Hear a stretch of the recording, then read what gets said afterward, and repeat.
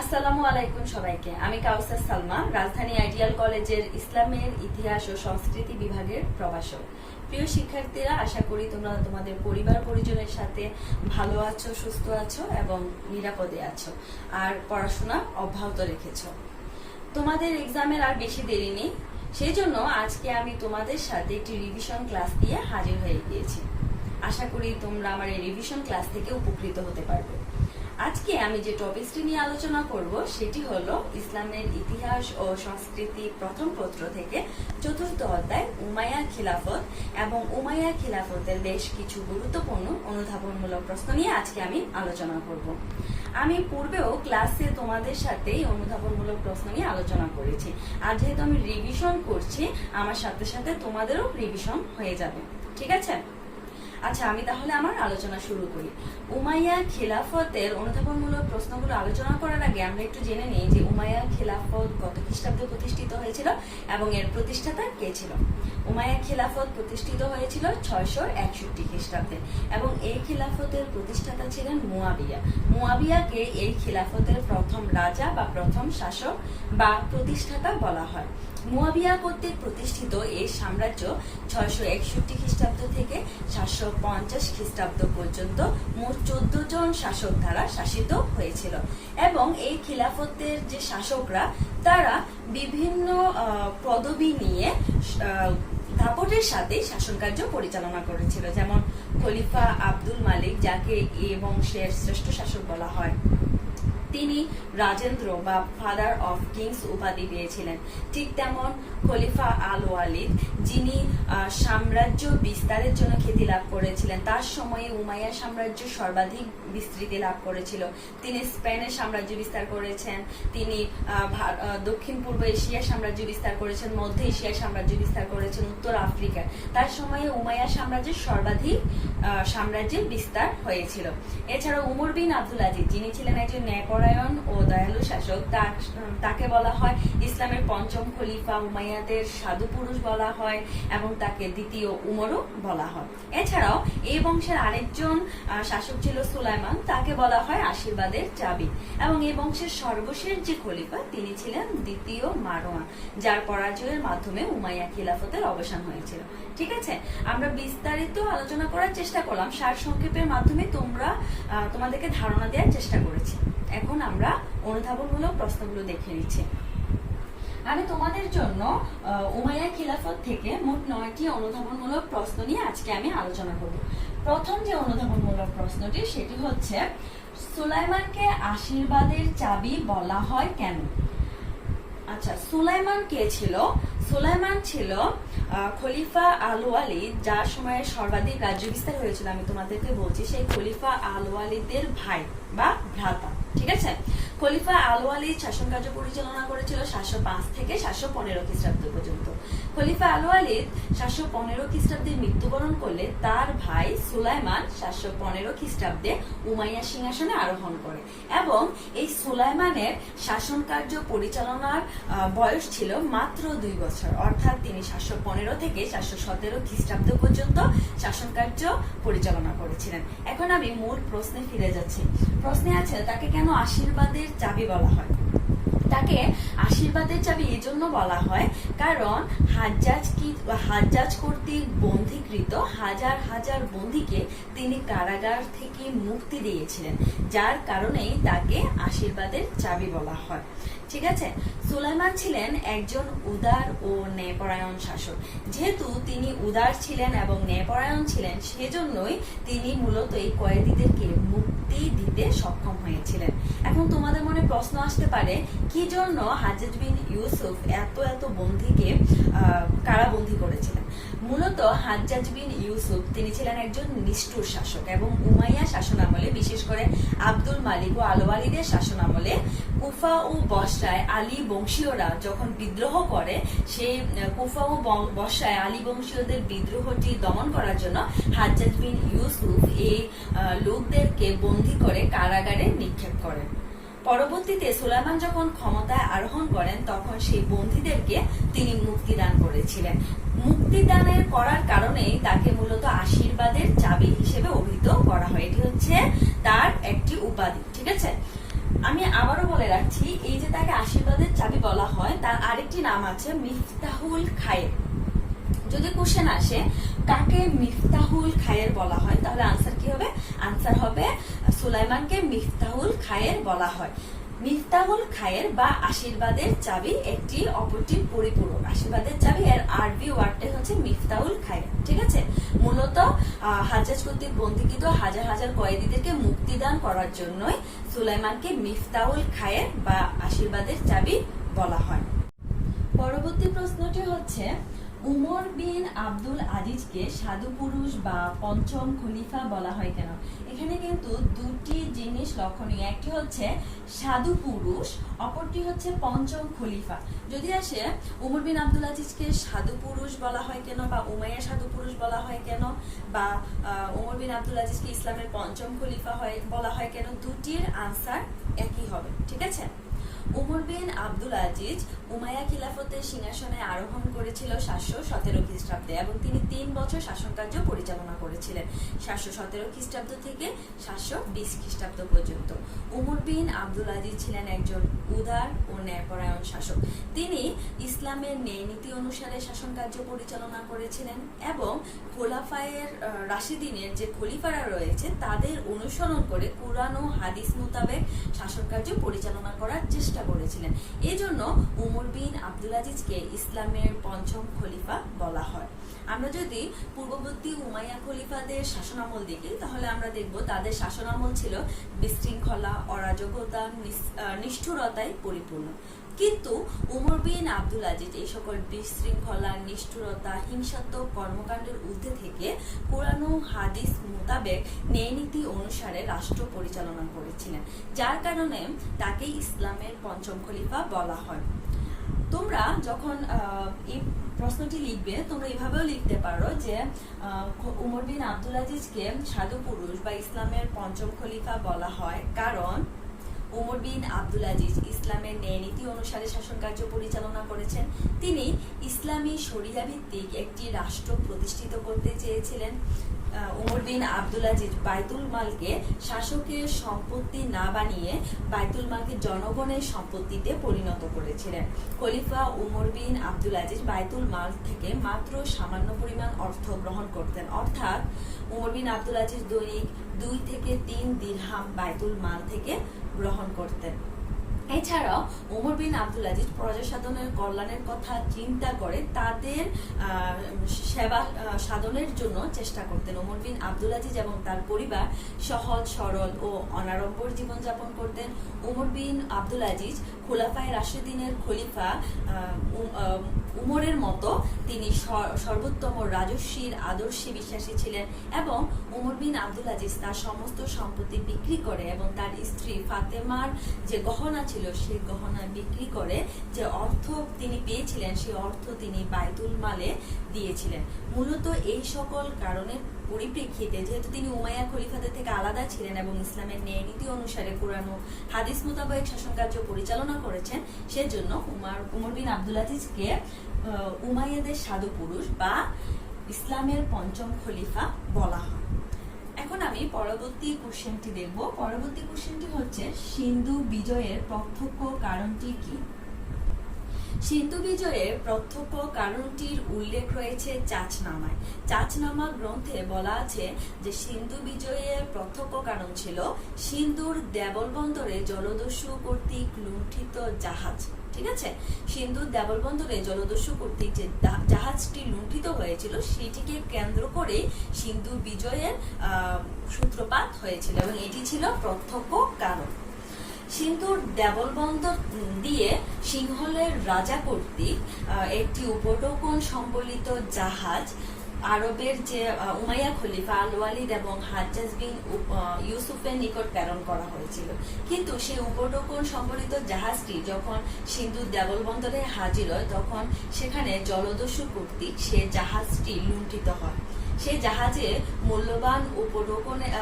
মূল্যবান ধন সম্পদের পাশাপাশি আরব বণিক এবং তাদের এতিম সন্তানেরা ছিল। যখন এই জাহাজটি লুণ্ঠিত হয় তখন খলিফা আল ওয়ালিদের পূর্বাঞ্চলীয় শাসনকর্তা হাজ্জাজ বিন ইউসুফ সিন্ধু রাজা দাহিরের কাছে এর ক্ষতিপূরণ দাবি করেন এবং যে জলদস্যুর এই জাহাজটি লুণ্ঠিত করেছিল সেই জলদস্যুদের শাস্তি দাবি করেন। কিন্তু সিন্ধু রাজা দাহির খলিফা আল ওয়ালিদের পূর্বাঞ্চলীয় শাসনকর্তা হাজ্জাজ বিন ইউসুফকে সে দাবি অগ্রাহ্য করেন এবং তিনি বলেন যে তিনি জলদস্যুদের শাস্তি প্রদান করতে পারবেন না এবং ক্ষতিপূরণও তিনি দিতে পারবেন না। মূলত এর আগের ভিত্তিতে হাজ্জাজ বিন ইউসুফ তিনি তার জামাতা মোহাম্মদ বিন কাসিমকে 712 খ্রিস্টাব্দে সিন্ধু বিজয়ে প্রেরণ করেছিলেন। ঠিক আছে, এটি ছিল সিন্ধু বিজয়ের প্রত্যক্ষ কারণ। পরবর্তী প্রশ্নটি হচ্ছে জাবালুত তারিক এর সংক্ষিপ্ত বর্ণনা দাও। এখানে জাবালুত তারিক বলতে তারিকের পাহাড়কে বোঝানো হয়েছে। তারিক কে ছিলেন? তারিক ছিলেন তারিক বিন জিহাদ, যিনি স্পেন বিজয় করেছেন। খলিফা আল ওয়ালিদ তার শাসনামলে উত্তর আফ্রিকা শাসনকর্তা মুসা বিন নুসাইরকে স্পেন বিজয়ের জন্য আদেশ করেন। তখন উত্তর আফ্রিকা শাসনকর্তা মুসা বিন নুসাইর সেনাপতি তারিক বিন জিহাদকে স্পেন বিজয়ের জন্য প্রেরণ করেন। সেনাপতি তারিক বিন জিহাদ 711 খ্রিস্টাব্দে স্পেন বিজয় করেন। তারিক বিন জিহাদ যখন তার সৈন্য বাহিনী ও রণতরী নিয়ে সর্বপ্রথম স্পেনের দক্ষিণ পূর্ব উপকূলের একটি পার্বত্য এলাকায় অবতরণ করেন। তারিক বিন জিহাদ যে স্থানটিতে অর্থাৎ স্পেনের দক্ষিণ পূর্ব উপকূলে যে পার্বত্য এলাকাটিতে তিনি সর্বপ্রথম অবতরণ করেছিলেন সে অঞ্চলটি ছিল আধুনিক জিব্রাল্টার প্রণালী বা জাবালুত তারিক নামে পরিচিত। ঠিক আছে, তারিক বিন জিহাদ যে স্থানটিতে অর্থাৎ স্পেনের দক্ষিণ পূর্ব উপকূলে যে পার্বত্য এলাকাটিতে সর্বপ্রথম অবতরণ করেছিল সে স্থানটি তার নামানুসারে তারিকের পাহাড় বা জাবালুত তারিক বা আধুনিক জিব্রাল্টার প্রণালী নামে পরিচিত। পরবর্তী কোশ্চেনটি হচ্ছে উমর বিন আব্দুল আজিজকে দ্বিতীয় উমর বলা হয় কেন? একটু আগে আমি আলোচনা করেছিলাম যে উমর বিন আব্দুল আজিজকে উমাইয়াদের সাধু পুরুষ বলা হয় কেন, ইসলামের পঞ্চম খলিফা বলা হয় কেন। এখন কোশ্চেনটা একটু চেঞ্জ করে এসেছে যে উমর বিন আব্দুল আজিজকে দ্বিতীয় উমর বলা হয় কেন। যদি কোশ্চেনটা এভাবে আসে তখন আনসার কেমন হবে? আনসার হবে উমর বিন আব্দুল আজিজের সাথে ইসলামের দ্বিতীয় খলিফা অর্থাৎ খুলাফায়ে রাশিদিনের দ্বিতীয় খলিফা হযরত উমর রাদিয়াল্লাহু আনহুর চারিত্রিক বৈশিষ্ট্যগত মিল থাকায় তাকে ইসলামের খুলাফায়ে রাশিদিনের তাকে দ্বিতীয় উমর বলা হয়। কি জন্য? কারণ খুলাফায়ে রাশিদিনের দ্বিতীয় খলিফা হযরত উমরের সাথে তার চারিত্রিক বৈশিষ্ট্যগত মিল ছিল।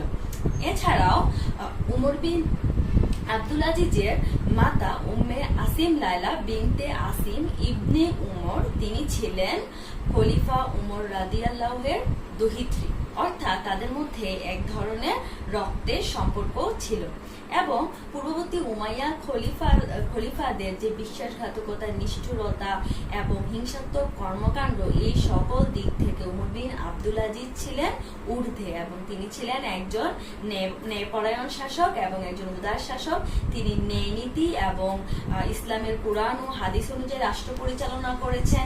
তিনি ছিলেন ব্যক্তিগত, দলগত, গোষ্ঠীগত সকল কিছুর ঊর্ধ্বে। তিনি কখনো নিজের পরিবারের লোকদেরকে শাসন কার্যে অগ্রাধিকার প্রদান করেননি। তিনি সকল কিছুর ঊর্ধ্বে থেকে তিনি সহজ সরলভাবে রাষ্ট্র পরিচালনা করেছিলেন। যেহেতু তার চারিত্রিক বৈশিষ্ট্যগত দিক খোলাফায়ে রাশিদিনের খলিফার সাথে বৈশিষ্ট্যগত মিল রয়েছে, তার কারণে উমর বিন আব্দুল আজিজকে দ্বিতীয় উমর বলা হয়। পরবর্তী প্রশ্নটি হচ্ছে হাজ্জাজ বিন ইউসুফের বর্ণনা দাও বা হাজ্জাজ বিন ইউসুফের পরিচয় দাও। হাজ্জাজ বিন ইউসুফ জন্মগ্রহণ করেছিলেন 661 খ্রিস্টাব্দে মক্কার তায়েফে। হাজ্জাজ বিন ইউসুফ হলো উমাইয়া খলিফা আল ওয়ালিদের শাসনামলে পূর্বাঞ্চলীয় শাসক এবং তিনি পূর্বাঞ্চলীয় শাসনকর্তা হিসেবেই পরিচিত।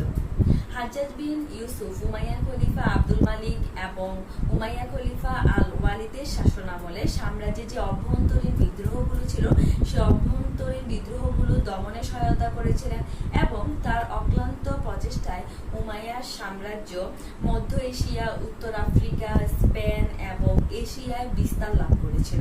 অর্থাৎ অভ্যন্তরীণ বিদ্রোহ দমনের পাশাপাশি রাজ্য বিস্তারেও হাজ্জাজ বিন ইউসুফের অনেক অবদান ছিল। এছাড়াও হাজ্জাজ বিন ইউসুফ ছিলেন একজন শ্রেষ্ঠ প্রশাসক। তিনি রাজস্ব ব্যবস্থা, কৃষি, শিল্প ও সংস্কৃতিতে তিনি অবদান রেখেছিলেন। আরবি জাতীয়তাকরণেও তিনি অবদান রেখেছিলেন।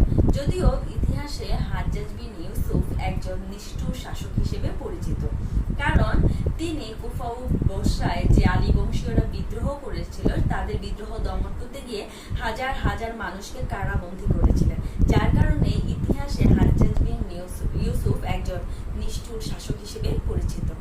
পরবর্তী প্রশ্নটি হচ্ছে, মাওয়ালি কারা? মাওয়ালি হচ্ছে অনারব নবদীক্ষিত মুসলমান, অর্থাৎ যারা আরব রাষ্ট্রের বাইরে থেকেও নতুন ইসলাম ধর্ম গ্রহণ করেছে। ঠিক আছে, অনারব নবদীক্ষিত মুসলমান বা অনারব নৌ মুসলিম, তাদেরকে মাওয়ালি বলা হয়। এবং মাওয়ালিরা মর্যাদার দিক থেকে দ্বিতীয় শ্রেণীর অন্তর্ভুক্ত। উমাইয়াদের সামাজিক যে মর্যাদার চার্টটি করা হয়, সেই চার্টে মর্যাদার দিক থেকে মাওয়ালিরা দ্বিতীয় শ্রেণীর অন্তর্ভুক্ত। এবং মাওয়ালিরা তাদের নিরাপত্তার কথাটি চিন্তা করে সমাজে টিকে থাকার জন্য আরো প্রভাবশালী যে মুসলমান গোত্রগুলো আছে, সেই গোত্রগুলোর সাথে সবসময় এক ধরনের সদ্ভাব বজায় রেখে চলতো। আচ্ছা, আমি তো তোমাদেরকে মাওয়ালি কারা সেটা বললাম। যদি প্রশ্ন আসে উমর বিন আব্দুল আজিজের মাওয়ালি নীতি আলোচনা করো, তখন কিন্তু তোমাদেরকে একটু অন্যভাবে লিখতে হবে। ঠিক আছে, উমর বিন আব্দুল আজিজের মাওয়ালি নীতি কি ছিল? তখন তোমরা এইভাবে লিখবে যে মাওয়ালি হচ্ছে অনারব নবদীক্ষিত মুসলমান, অর্থাৎ যারা নতুন ইসলাম ধর্ম গ্রহণ করেছে তাদেরকে মাওয়ালি বলা হয়। এবং তৎকালীন সময়ে যারা খ্রিস্টান বা অন্য ধর্মের অনুসারী ছিল, অর্থাৎ মুসলমান ছিল না, অন্য ধর্মের অনুসারী ছিল, যেহেতু তারা কোনো প্রকার যুদ্ধে অংশগ্রহণ করতো না, সেই জন্য তাদের কাছ থেকে জিজিয়া কর আদায় করা হতো।